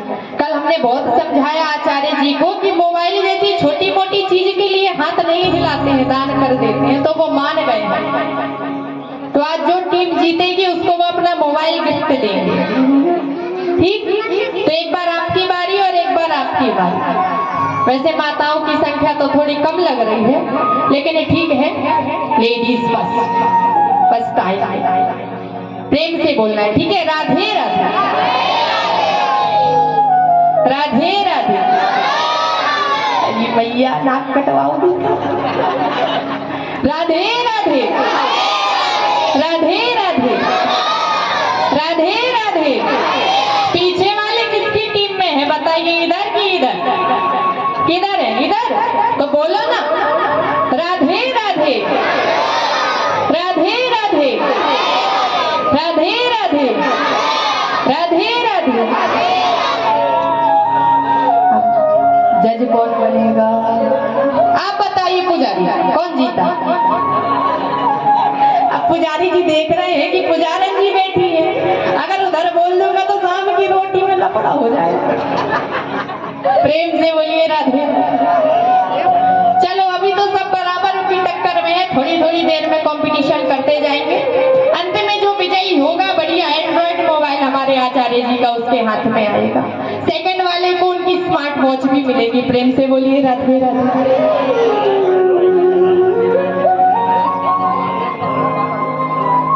प्रभु मैया के नचाने पर नाचते हैं, कभी डरकर मैया के पल्लू के पीछे छिप जाते हैं। क्यों? प्रेम के वशीभूत होकर। और कहते हैं कि प्रेम न बारी उपजे, प्रेम न हाट बिकाए, और बिना प्रेम का बांधना यमपुर बांध हो जाए। प्रेम किसी बाड़ी में नहीं उगता महाराज, किसी बाजार में नहीं मिलता, यह तो हमारे भीतर से आता है। किसी ने कहा भैया भक्ति कैसे करें, पूजा कैसे करें? एक बार एक आदमी किसी गुरु के पास गए, बोले प्रभु ये बताओ कि हम भक्ति कैसे करें, क्या है भक्ति करने का साधन? तो गुरुजी ने कहा बताओ तुम्हारे घर पे कितने कितने लोग हैं? बोले हमारे घर पे 5 लोग हैं। मैं, मेरी पत्नी, मेरा बेटा, मेरी बेटी और मेरी माँ, हम 5 लोग हैं। गुरुजी कहते हैं बेटा तुम 5 नहीं, तुम 6 लोग हो। 6 कैसे? एक तुम, तुम्हारी पत्नी, तुम्हारी बेटी, तुम्हारा बेटा, तुम्हारी माँ और तुम्हारे श्री ठाकुर जी। उन्हें अपने घर का सदस्य बनाओ, यही भक्ति है। भोजन बनाओ, लेकिन हम सब भोजन करेंगे तो हमारे ठाकुर को भी सबसे पहले भोग लगाएंगे। किस किस के घर में भोग लगाया जाता है ठाकुर जी को? हाथ उठाइए। बाकी के घर में नहीं लगाया जाता, तो फिर उठाओ ना महाराज, जैसे हाथ दुखाते का। हाँ वाह, बहुत अच्छी बात है। चलिए नीचे करिए। बहुत अच्छी बात है कि 85% घरों में भोग लगता। अच्छा, अपन भोग लगाते हैं तो कितने लोग मानते हैं कि भगवान भोग पाते हैं? हाथ उठाइए। अच्छा, अब मानते हो कि भगवान भोग पाते हैं, लेकिन जब हम भोग लगाते हैं तो थाली में जितनी दाल, जितना चावल, जितनी रोटी, जितनी सब्जी, जितनी सलाद, जो भी है सब वही का वही रहता है। तो भगवान क्या पाते हैं? शास्त्र कहते हैं कि जब हम घर में भोजन बनाते हैं तो पति को कैसा पसंद, बेटे को कैसा पसंद, बेटी को कैसा पसंद, ये सब करके महाराज अपनी कामनाएं, अपनी वासनाएं उस भोजन में मिला देते हैं और वो भोजन दूषित हो जाता है। और जब वह दूषित भोजन थाल में सजा कर ठाकुर जी के आगे रखते हैं, घंटी बजती है, पर्दा लगता है, तो प्रभु ने भोग पाया कि नहीं? यदि पाया तो सामग्री तो उतनी की उतनी है, तो प्रभु ने पाया क्या? प्रभु ने पाया उस भोजन के सारे दोष, सारे विकार, सारे दोषों को अपने भीतर भर लिया और अपनी कृपा उसमें कूट कूट कर भर दी। पहले खाते तो विष था और अब खाओगे तो अमृत बन गया। इसलिए सदैव भोग लगाकर खाना चाहिए और उसी चीज का भोग लगाना चाहिए, वही चीज घर में बनाना चाहिए जिसका भोग ठाकुर जी को लग सके। कई लोग अपने शरीर को हष्ट पुष्ट करने के लिए मांस का सेवन करते हैं। किसी संत ने लिखा है कि छोड़ देते हैं वो भोजन जिसमें बाल है, छोड़ देते हो वह भोजन जिसमें बाल है। एक बाल आ जाए तो थाली सरका दे। छोड़ देते हो वो भोजन जिसमें एक बाल है और खा जाते हो अंडा जिसमें माँ का एक लाल है। कि बाहर मानव अजीब तेरी फितरत है, कि बाहर मानव अजीब तेरी फितरत है। लाश को छूता है तो नहाता है, नहाता है, लाश को छूता है तो नहाता है और जिंदा जीवों को लाश बनाकर खा जाता है। लाशों को कहाँ ठिकाने लगाते हैं? शमशान में। अब जब इस पेट में तुम शमशान लेकर घूमोगे तो क्या इस मन में भगवान आएंगे? पर प्रेम से बोलिए राधे। इसलिए उसी चीज का भोग पाना चाहिए जिसका भोग भगवान को लग सके। मैया बहुत बड़ी रानी है। नंद रानी के महल में 85 चौक हैं और प्रत्येक चौक में 10,000 गायें बंधी हैं। 5,000 दास दासियां उनके नीचे कार्य करते हैं। इतनी बड़ी रानी है लेकिन फिर भी प्रभु का कार्य अपने हाथों से करते हैं। लाला को नहलाना, धुलाना, खिलाना, यहाँ तक कि प्रभु जो माखन खाते हैं वो भी मैया अपने हाथ से बिलोती है। आज लाला को सुलाकर माखन बिलो रही थी कि प्रभु की नींद खुल गई। पेट पे हाथ फेरते हैं, कहते मैया बड़ी भूख लगी है, नेक माखन तो दे दे। मैया बोली लाला अभी तो माखन भयो ना, नेक दे रहे। अरे मैया बड़ी जोर की भूख लगे, तू तो माखन देखो। तो लाला बड़ी भूख है तो एक काम कर, बा मटकी में रात को माखन है तू बाय खा ले और फिर तनक देर में जा हो जाएगा तो फिर जाको भोग पा ले। लाला बोले मैया मैं नंद का छोरा और बासी माखन, मोको तो ताजो ही माखन माखन चाहिए और अब वही चाहिए। जिद करने लगी, हट करने लगी। मैया विचार करती है कि भूख भूख तो जाए है ना, परेशान कर। तो मैया कहने लगी अरे लाला छोड़, माखन को छोड़, वो देख ऊपर कहा चीज है। कहा चीज? चंदा मामा, चंदा मामा। मैया माखन छोड़ तू मोको चंदा मामा दे। अब माखन छोड़ के महाराज चंदा मामा की जिद करने लगे कि हट पकड़े नंद लाला, मैया री मोहे चंदा लाला। अब मैया बड़ी परेशान। तो मैया ने आज क्या किया, एक परात में जल भर के आंगन में रख दिया। तो ऊपर के जो चंदा मामा थे वो परात, लाला बड़े प्रसन्न, चंदा मामा आ गए, चंदा मामा। अब प्रसन्न तो बड़े भाई, लेकिन जैसे ही हाथ लगाए तो चंदा मामा गए। तो फिर रोवे लगे मैया मोको चंदा मामा चाहिए। अब मैया बड़ी परेशान, लाला को उठाकर गोद में बिठाती। लाला ये चंदा मामा को छोड़, मैं तो तुमको चंदा से भी प्यारी दुल्हनिया ला के दूँ। अरे मैया दुल्हन ला के दोगे, ब्याह कराओगे हमारा? मैया बोली लाला एक मिनट, ब्याह की बात तो मैंने कही नहीं, तू जाने ब्याह क्या हो गया? अरे मैया जानू ब्याह क्या, मैंने तो छोरी भी पसंद कर ली। अच्छा छोरी पसंद कर ली, कौन है वो? प्रभु। मैया से बातें करते हैं। आइए एक भाव, एक भजन के माध्यम से श्रवण करते हैं। अच्छा कितने लोगों को पता है कि अब कौन सा भजन होगा? है? कौन सा? कुछ भजन महाराज कभी पुराने नहीं। एक बार प्रेम से बोलिए माखन चोर भगवान की जय है। गाएंगे तो महाराज, लेकिन नाचना पड़ेगा, नहीं तो वैसे ही समय कम है, हम आगे कथा करने। बताओ पहले पहले पक्की बात कर लो, नाचोगे तो गाए नहीं भैया, आगे कथा कर। बोलो नाचेंगे? और तो पीछे मत हट जाइए, प्रेम से बोलिए राधे। प्रभु मैया से कहे राधिका गोरी से विरज की छोरी से, मैया करा दे मेरो ब्याह। राधिका गोरी से विरज की छोरी से, मैया करा दे मेरो ब्याह।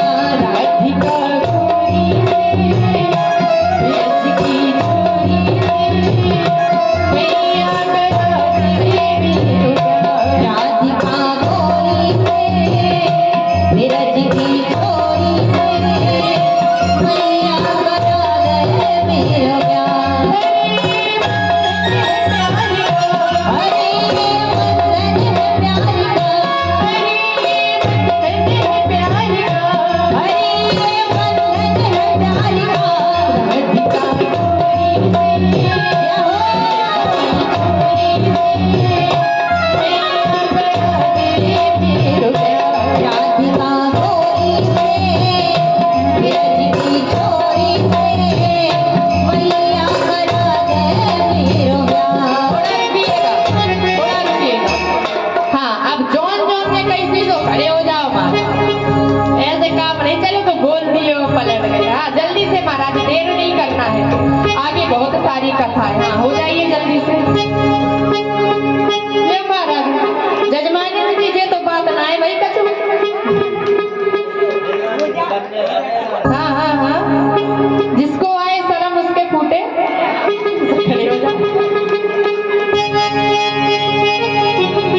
होइए महाराज।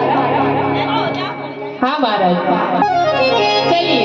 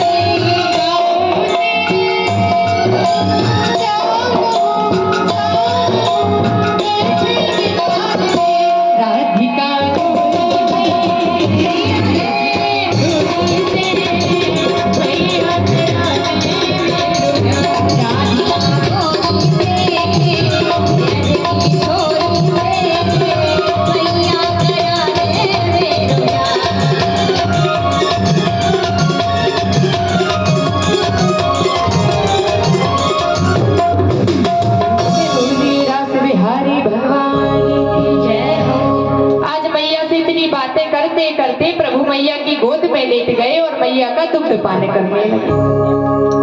अब इधर लाला गोद में बैठ के दुग्ध पान कर रहे थे कि भीतर से दासी दौड़ी दौड़ी आई, अरे नंदरानी दूध तो सारा जल गया। अब नंदरानी को याद आई कि चूल्हे में दूध रखा और लाला की बातन में सब भूल गए। लाला को जमीन में पटकी और दौड़ी रसोई में, और यहाँ तो प्रभु महाराज आग बबूला, भैया तो कपूत से ज्यादा दूध पिया, मुंह को नीचे पटक दिया।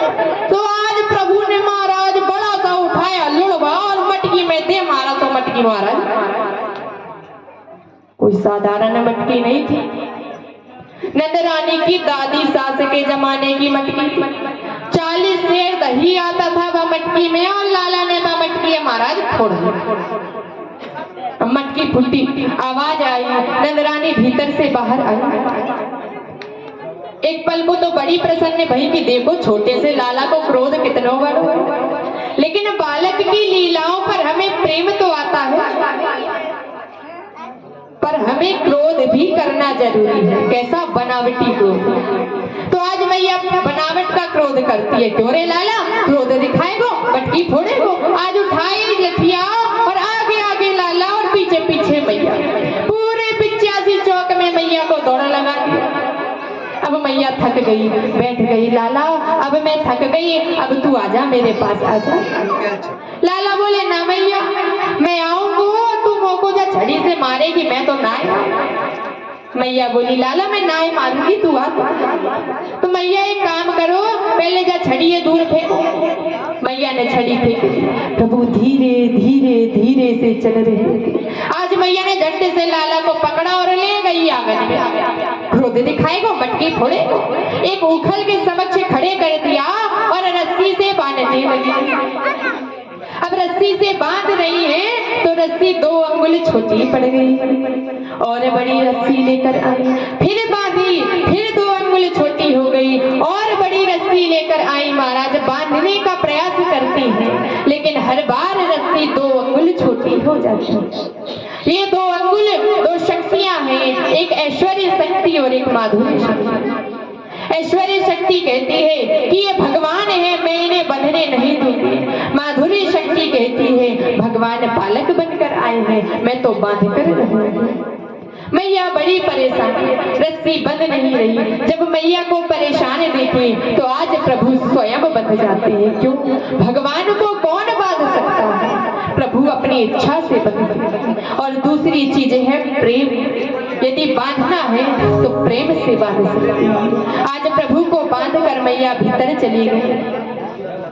नंद बाबा के आंगन में 2 वृक्ष हैं, एक अशोक और एक यमलार्जुन। ये कुबेर के पुत्र हैं। एक बार संत का अपमान किया था तो संत के श्राप से जड़ वृक्ष हो गए। संत ने कहा कि श्री कृष्ण के संस्पर्श से तुम्हारी मुक्ति हो जाए। आज प्रभु उखल सहित खड़े हुए और चलना प्रारंभ कर दिए। दोनों वृक्षों के बीच से निकले हैं, उनकी कोहनी का संस्पर्श दोनों वृक्षों से हुआ। दोनों वृक्ष धड़ाम से धरती पर गिरे और 2 देव प्रकट हो गए। प्रेम से बोलिए भक्तवत्सल भगवान की जय। प्रभु को प्रणाम करते हैं। प्रभु कहते हैं मांगो क्या आशीर्वाद मांगते हो। हाथ जोड़कर कहते हैं प्रभु यही दो कि वाणी गुणानुकथने श्रवणों कथायाम हस्तौ च कर्मसु मनस्तोत्पादयो। प्रभु यही दो कि वाणी गुणानुकथने, ये वाणी सदैव आपके गुणों का बखान करे। श्रवणों कथायाम, ये कान सदैव आपकी कथा करे। ये हाथ सदैव आपकी सेवा करे। ये सिर सदैव आपके चरणों में झुके और दृष्टि ऐसी हो कि सिए राम मैं सब जग जानी, करहु प्रणाम जोर जोर। प्रभु तथास्तु कहते हैं। दोनों देव अपने लोक को गए। इधर पेड़ गिरे, आवाज हुई तो ब्रजवासी आए। नंद बाबा ने नंदरानी को खूब डांट लगाई। आज नंद बाबा ने सारे गोकुल वासियों को एकत्रित किया और कहने लगे भैया जिस दिन से लाला का जन्म भयो काऊ ना काऊ संकट लाला पे आ गए। तो मुझको तो ऐसा लगे कि हमें जा गोकुल कोई त्याग कर देना चाहिए। सारे ब्रजवासी लाला से बड़ा प्रेम करते थे। सब गोकुल का त्याग करने तैयार हो गए। अब जाएं तो कहाँ जाएं? तब नंद बाबा के छोटे भाई घनानंद जी कहते हैं कि एक जगह है, कौन सी? वनम वृंदावनम नामम पश्चिमम नवकाननम गोप गोपी गवाशिव्यम पुण्य द्वितृणवीर। एक बड़ा सुंदर वन है वृंदावन। वृंदा कहते हैं तुलसी को, और तुलसी के वृक्षों का वन है वृंदावन। बोले वृंदावन चलो। वृंदावन में क्या? बोले वृंदावनम गोवर्धनम यमुना पुलिनानी चलो। वृंदावन में गोवर्धन महाराज है, यमुना जी का किनारा है। सारे गोकुलवासी आज महाराज अपना सामान बैलगाड़ियों में रखकर वृंदावन को चले। वृंदावन में कोई महल, कोई नगर तो है नहीं कि कोई घर मिल जाएगा। तो सब अपनी अपनी बैलगाड़ी खड़ी करके बैलगाड़ी के नीचे रहे। ना जाने कंस को कैसे विदित हो गया। प्रभु वृंदावन पहुंच गए। कई दैत्य भेजे महाराज, वत्सासुर भेजा। वत्सासुर कहते हैं मन की चंचल वृत्ति को, प्रभु ने उसका भी उद्धार किया। बकासुर को भेजा। बकासुर, बक मतलब बगुला।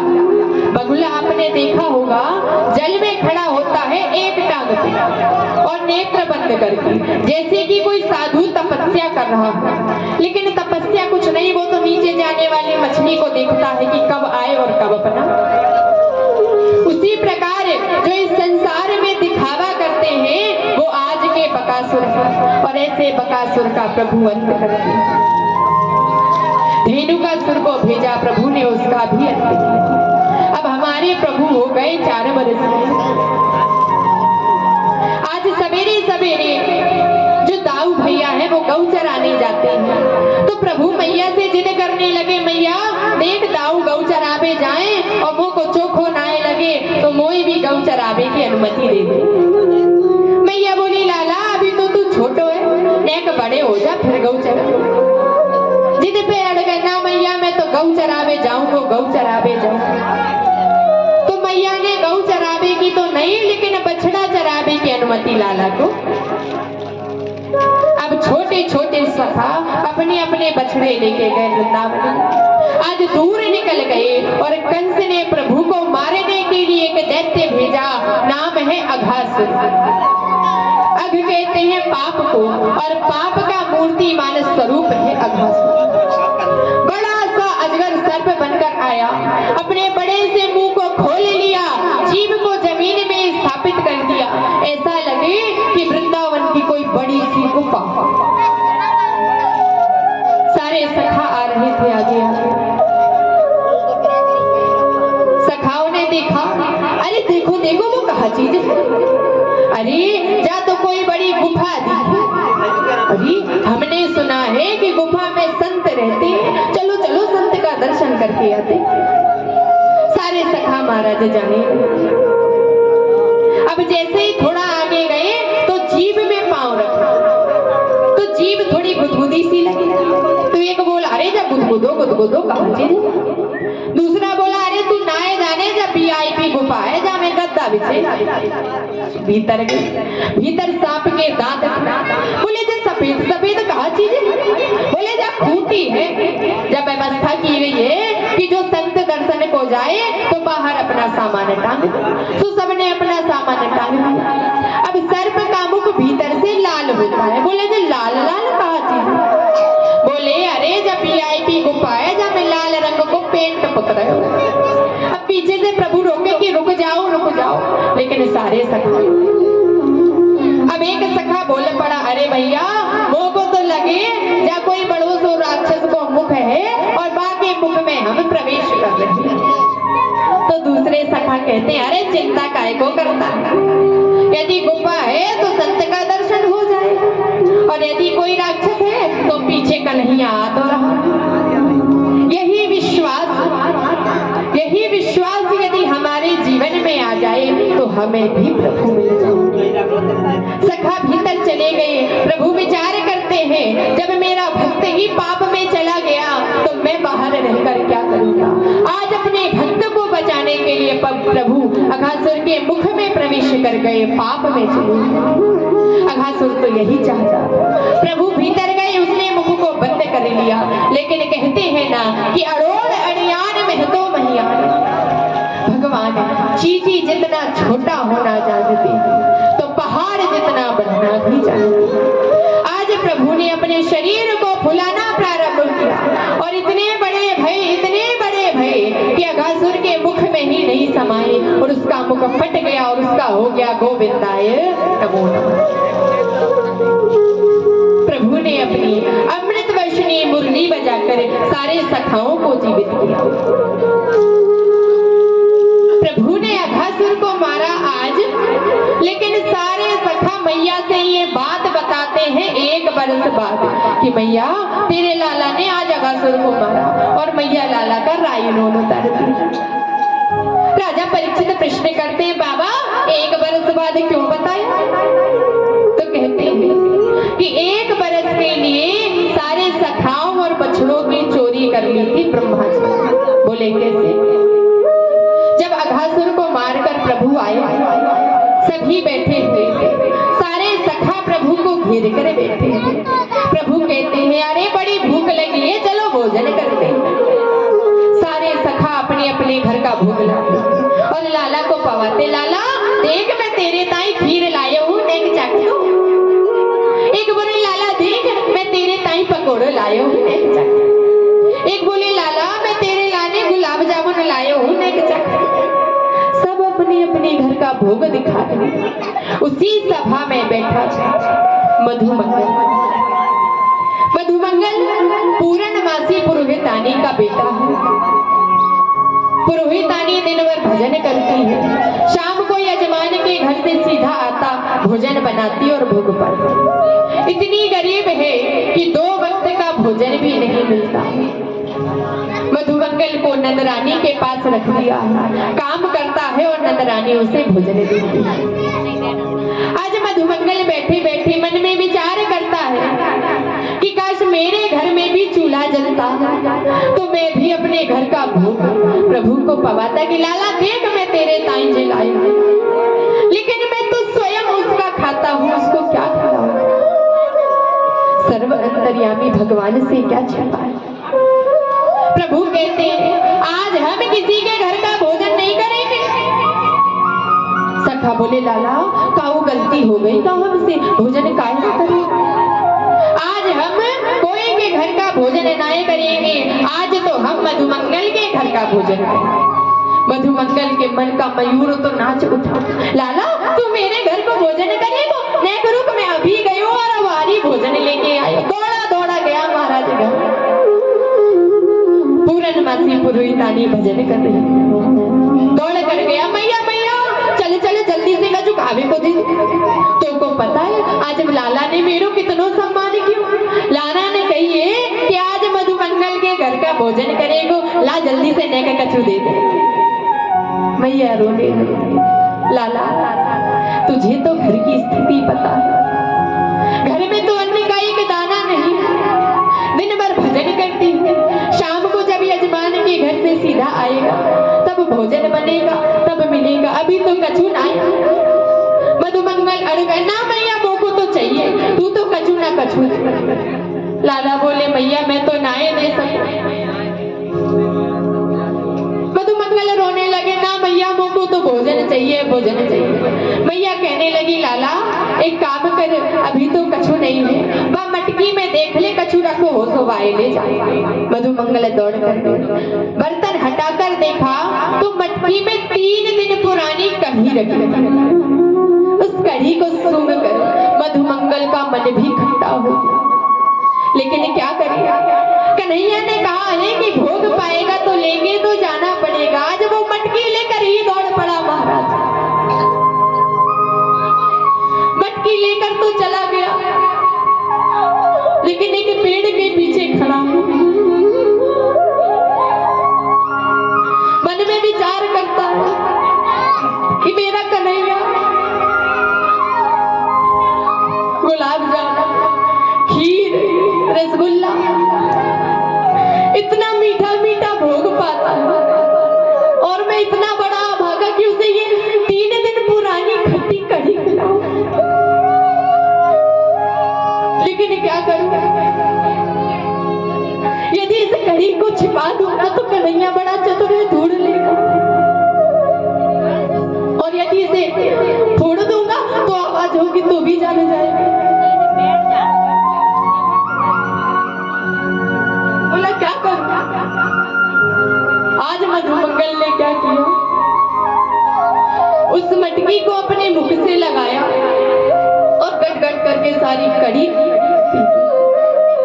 इधर मधुमंगल कढ़ी पी रहा था, उधर प्रभु की नजर, अरे देखो तो मधुमंगल को सब दौड़ पड़े। क्यों मधुमंगल, तुम हमारे लिए भोग लाए और स्वयं ही पा लिए। मधुमंगल के नेत्र लाला जब 3 दिन पुरानी कढ़ी थी, लाला तू आज रहने दे, तू कल भोग पाना, कल मैं तेरे ताई खीर बनवा के लाऊं। लाला बोले ना मैं तो आज ही भोग पाऊं और अब वही बोल। मधुमंगल बोले लाला अभी तो कछु ना है, हम क्या दे सकते हैं। लाला मेरे पास तो कछु ना है। अरे मेरे लिए तो इतना ही काफी है। अरे लाला अब तो कछु ना है, बचो जा कढ़ी भी मैंने पी ली, अब तो कछु ना है। अरे मेरे लिए तो इतना ही काफी। इतना कहना जब मधुमंगल जल्दी जल्दी कढ़ी पी रहा था तो आधी तो पेट में गई और आधी मुंह में लग गई। तो आज प्रभु मधुमंगल के मुंह में लगी उस कढ़ी को ही चाटने लगे।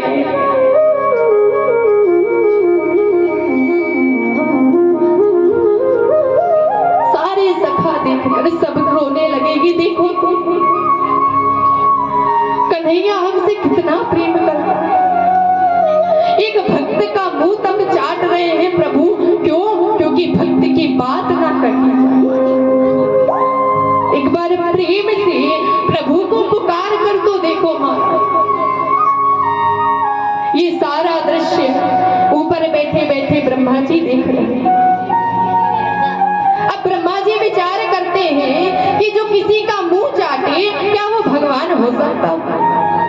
लेकिन जब अवतार हुआ था तो दर्शन करने में भी गया था। स्तुति मैंने भी गाई थी कि सत्यव्रतम सत्य परम सत्यम, ये शक्ति है, ये भगवान है। लेकिन भगवान किसी का मुंह कैसे चाट सकता है? तो इस बात की परीक्षा लेने के लिए कि भगवान है या नहीं, इधर जब सारे सखा भोग पा रहे थे तो जो बछड़े थे वो चरते चरते दूर चले गए। तो प्रभु उन बछड़ों को लेने के लिए जब गए तो पीछे से ब्रह्मा जी आए और सारे ग्वाल बालों को चुरा कर महाराज ब्रह्मलोक में ले गई, योग निद्रा में सुला दिया। प्रभु बछड़ों को लेकर आए तो ग्वाल बाल गायब। अब ग्वाल बाल को ढूंढने गए उधर तो पीछे से ब्रह्मा जी बछड़ों को ढूंढने गए, सबको योग निद्रा में सुला दिया। अब आगे देखें तो ग्वाल बाल नहीं, पीछे देखें तो बछड़े नहीं। एक पल को तो प्रभु रोने लग गए। नेत्रों को बंद करके जब ध्यान में देखा तो पता चला कि ब्रह्मा ने ये सारा कार्य किया है। आज प्रभु ने अपनी माया से जितने ग्वाल बालों की चोरी ब्रह्मा ने की थी उतने ग्वाल बाल अपने शरीर से प्रकट कर लिए। जितने बछड़ों की चोरी की थी उतने बछड़े अपने शरीर से प्रकट कर। वही रंग, वही रूप, वही स्वभाव। अब नित्य प्रति गाय चराने जाते और बछड़े चरा के वापस आते। ये सारा दृश्य बैठे बैठे ऊपर से ब्रह्मा जी देखे और चकराए कि ऊपर भी वही ग्वाल बाल और बछड़े और नीचे भी वही। प्रभु ने यह लीला क्यों की? इसका एक कारण है। जब मैया लाला की सेवा अपने हाथ से करती, उनको खिलाती, तो जो गोपियां थी उन गोपियों के मन में भाव आता, देखो मैया कितनी भाग्यवान है, लाला को सेवा करती है, खिलाती है। काश हमारे भी ऐसे प्रभु लाला बन के आते तो हम भी इनकी सेवा करते, इनसे प्रेम करते। और भाव की तो बात है महाराज कि भाव का भूखा हूँ मैं, भाव ही एक सार है। जो भाव से भजता है मुझे तो भव से बेड़ा पार। उन गोपियों का भाव सच्चा था। उन गोपियों की इच्छा पूर्ति करने के लिए प्रभु स्वयं उनके ग्वाल बाल।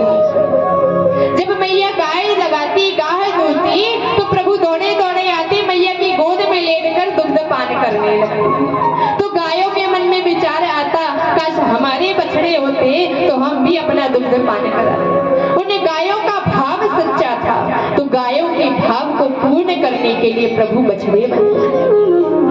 अब ऊपर से ब्रह्मा जी देख रहे पूरा हो गया 1 बरस। विचार करते हैं ये 1 से 2 कैसे हो सकते हैं? हो सकता है बुढ़ापा है, सही से दिख ना रहा हो, तो चलो नीचे जाके चेक करके आते हैं। तो आज ब्रह्मा जी वृंदावन में आते हैं चेक करने। और ऐसी कथा आती है कि जब ब्रह्मा जी ब्रह्मलोक से वृंदावन में आए तो इधर प्रभु वृंदावन से ब्रह्मलोक में पहुंच गए और ब्रह्मा जी का स्वरूप धारण कर लिए और द्वारपालों से कहते, सुनो हम ब्रह्मा हैं और आजकल बहुत से बहरूपिये घूम रहे हैं ब्रह्मा बन के, तो कोई भी आए तो उस पर विश्वास मत करना, हम जा रहे हैं। और भीतर जाके ब्रह्मा के सिंहासन पर इधर ब्रह्मा जी ने चेक किया कि वही ग्वाल बाल, वही बछड़े। अब वापस गए तो द्वारपालों ने रोक दिया, भैया रुको, कहाँ जा रहे हो? ब्रह्मा जी बोले अरे पागल हो गए क्या तुम लोग, भांग खा रखी है क्या तुम लोगों ने, हम ब्रह्मा हैं। द्वारपाल बोले अरे खूब देखे तुम्हारे जैसे ब्रह्मा, हमारे ब्रह्मा हमें पहले ही बता गए कि तुम्हारे जैसे बहरूपिया घूम रहे। अब ब्रह्मा जी के कछु समझ में ना आया। ब्रह्मा जी ने ध्यान लगाया, जब ध्यान लगाया तब पता चला कि भीतर तो प्रभु बैठे हैं। चरणों में बार बार प्रणाम किया, क्षमा याचना की, 40 श्लोकों की स्तुति गाई, लेकिन प्रभु ने उन्हें क्षमा नहीं किया, चुपचाप वहां से आ गए।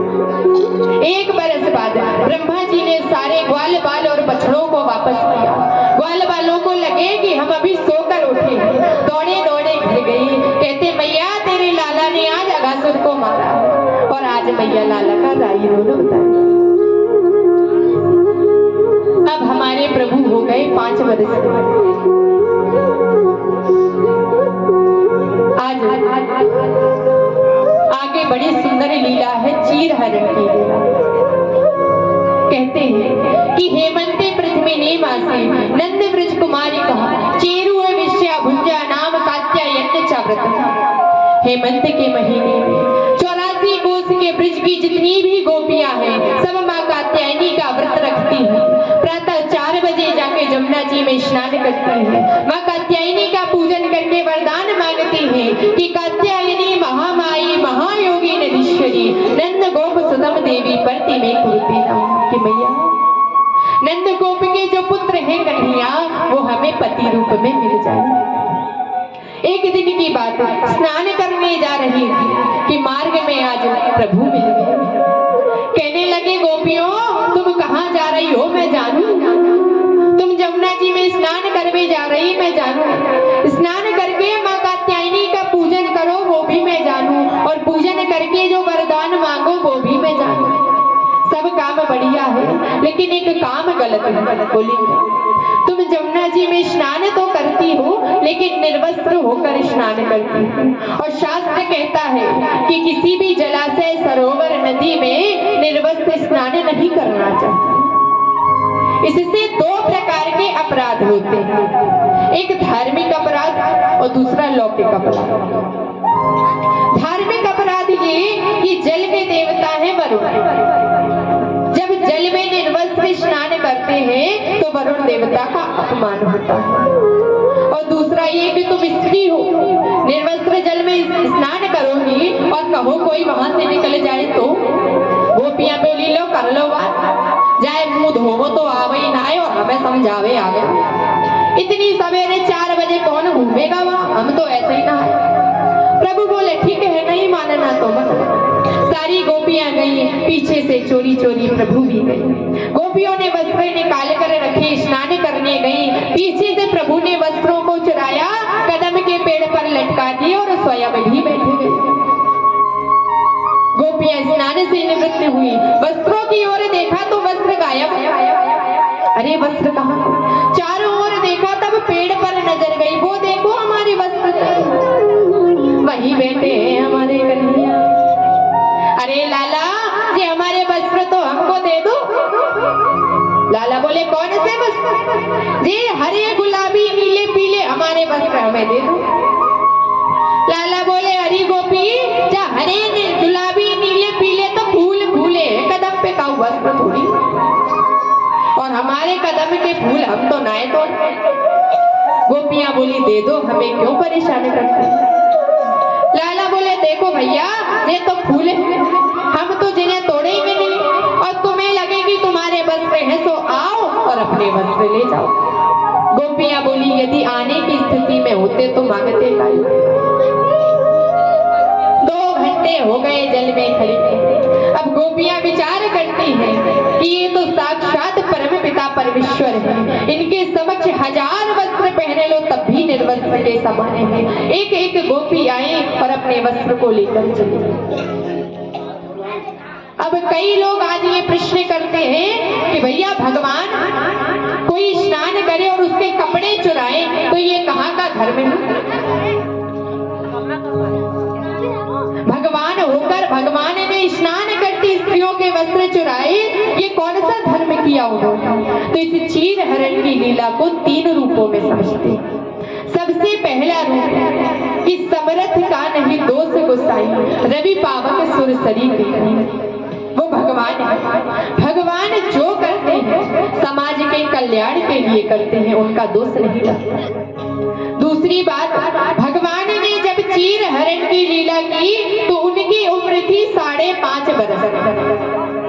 अब 5.5 बरस के बालक के मन में क्या काम इच्छा होगी भला? तीसरा बड़ा सुंदर रूप है। कृष्ण है साक्षात ईश्वर, गोपी है जीव और वस्त्र है अविद्या। बड़े ध्यान से सुनना। कृष्ण रूपी ईश्वर ने गोपी रूपी जीव के अविद्या रूपी वस्त्र को चुराया और उसमें ज्ञान भरकर उसको वापस किया। इस प्रकार प्रभु ने चीर हरण की लीला। आज सवेरे सवेरे मैया से जिद करने लगे, मैया अब तो देख मैं बड़ो है गयो, 5 बरस को है गयो, अब तो मोको गौ चरावे की अनुमति दे दी। तब कार्तिक मास शुक्ल पक्ष अष्टमी तिथि के दिन माँ यशोदा ने लाला के हाथों गौ पूजन कराया और गोविंद बना दिया, गोपाल बना दिया। प्रभु गौ चराने जाते। आज गौ चरा के लौट रहे हैं, सांझ का समय है, गोधूली की बेला है, हजारों गायें चल रही हैं और गायों के बीच से ठाकुर जी निकल गए। देखिए, भागवत कोई मनोरंजन का विषय नहीं। जो लीला हम यहाँ से बताते हैं, आप अपने मन में प्रभु की उस झांकी का दर्शन करिए। हजारों गायों के बीच में प्रभु चल रहे हैं। गायें चलती हैं तो धूल उड़ती है, मंद मंद धूप है तो प्रभु के मुख में पसीना है और वो धूल उड़कर प्रभु के मुख में ऐसे चिपकती है मानो किसी ने हीरे जड़ दिए। जगत गुरु आदि वल्लभाचार्य जी ने प्रभु की इस झांकी का दर्शन करके एक बड़ी सुंदर स्तुति गाई है, जिसे कहते हैं मधुराष्टक।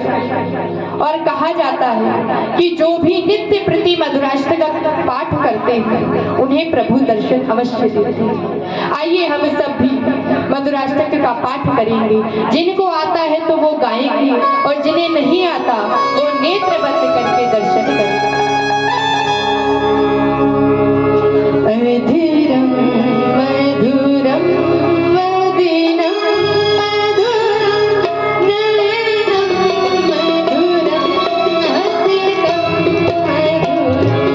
अधीरम मधुरम वदनम मधुरम हसितम हसितम मधुरम।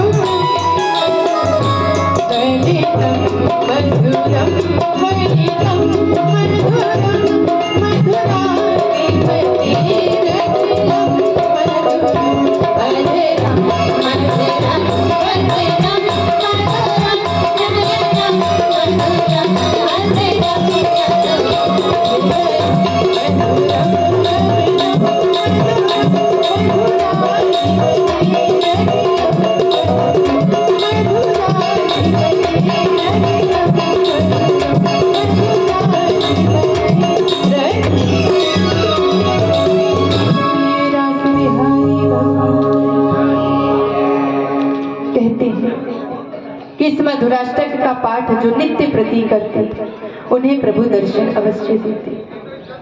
आज प्रभु घर लौट कर आए लेकिन भोजन नहीं किया, अपने कक्ष में चले गए और रात्रि में विचार करते हैं कि ये अवतार मैंने क्यों लिया है, मेरे भक्तों के कष्ट को दूर करने के लिए।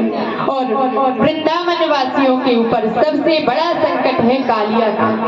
विलोक्यम दूषिताम कृष्णा कृष्णा कृष्णा इना विदु तस्या विशुद्धि मन विच्छिन्न सर्पा तमुद्वास।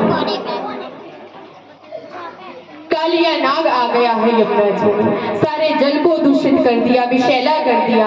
आज प्रभु ने अपनी लीला से कालिया नाग से यमुना को मुक्त कराया अपने भक्तों की रक्षा से। अब हमारे प्रभु हो गए 7 वर्ष के। आज सवेरे सवेरे सोकर उठे हैं और ढूंढ रहे हैं मैया को। मैया, ओ मैया। ढूंढते ढूंढते महाराज बड़ी सुंदर सुगंध आ रही थी तो दौड़े दौड़े गए रसोई में, तो देखे कि आज मैया पकौड़ियां तल रही। अरे मैया पकौड़ी बना रही है, दौड़ने लगे। तो मैया ने रोकी, लाला रुक, नहाया नहीं है, भीतर नहाया काय भैया। अरे लाला, आज जय जय को भोग बन रहे हो, पहले जय जय को भोग लगेगो, बाकी बाद तू पाले। लाला बोले मैया तू पूरी थाल का भोग तेरे जय जय को दे रही हो, केवल एक पकौड़ी मुझको दे दे। मैया बोली ना लाला, बिना भोग लगे तो एक भी ना ही दूं। अब मैया ने मना कर दी तो रोते रोते बाबा के पास गए। बाबा देखो ना मैया मुझको पकौड़ी ना दे। बाबा आज प्रभु को गोद में बिठाते हैं, समझाते हैं लाला हर वर्ष हम सभी इंद्र भगवान का पूजन यज्ञ करते हैं, हजारों मन तिल धान से उनका यज्ञ करते हैं। इंद्र भगवान प्रसन्न होकर वर्षा करते हैं तो फसलें हरी भरी होती हैं और हमारे घर में धन धान्य आता है। आज इंद्र भगवान का पूजन होना है, उनके लिए भोग बन रहा है। एक बार भोग लग जाने दे, उसके बाद पाले। प्रभु बोले पिताजी बुरी ना मानो तो एक बात कहूं। बोले कहूं। पिताजी शास्त्र कहता है कि कर्मणा जायते जंतु कर्मणेव विलीयते सुखम दुखम भयम क्षेमम कर्मणेवाधिपत्यते। जीव का जन्म भी कर्म से होता है, उसकी मृत्यु भी कर्म से होती है, और जो सुख और दुख नाम की 2 चीजें हैं ये भी हमारे कर्मों का फल है। तो आप यज्ञ करो या ना करो, उनका तो काम है वर्षा करना, वो तो कराएंगे। और यदि यज्ञ करना है, पूजन करना है तो गोवर्धन महाराज का करो। बोले गोवर्धन महाराज का? हाँ।